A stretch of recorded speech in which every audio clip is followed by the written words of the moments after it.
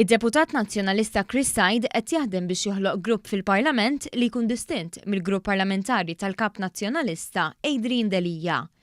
Żvelat dan il-Gazzetta Kulħadd li qalet kif minn tarif li kisbet jirriżulta li deputat Awċi ħaxxoqaf mhux ta' b'dak li ġara fl-aħħar sigħat fil-kwistjoni tal-co-option ta' Jean-Pierre De Bono biex jagħmel dan il-pass.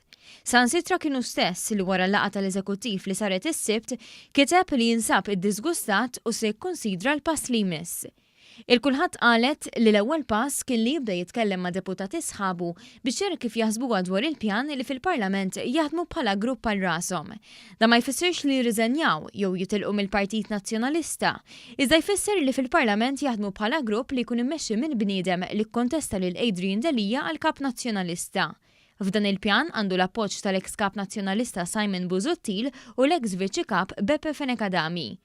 Il-kulħadd saħqet li f'dan l-istadju għadu mhux magħruf kemm irid deputati Chris Said biex iħabbar b'mod uffiċjali dak li għandu f'moħħu. Madankollu l-kwistjoni mistennija tkompli tiżviluppa fis-sigħat li ġejjin. Intant fl-isfond tal-inkwiet u l-qasma li ħakmet lil Partit Nazzjonalista fl-aħħar jiem, id-deputat Claudette Buttigieg tellet ritratt fuq Facebook tal-eks President tal-Eżekuttiv tal-Partit Nazzjonalista Mark Anthony Samut fejn qutat il-kliem li dan qal ftit ħin wara li rriżenja mill-kariga.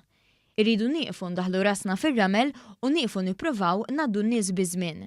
Dak li bdiet ixxerred Buttigieg qed jiġi deskritt bħala sfida u pressjoni lejn it-tmexxija ta' Delija, kif diġà qed tagħti indikazzjoni li se tkun fost dawk li jingħaqdu mal-grupp ta' Chris Said.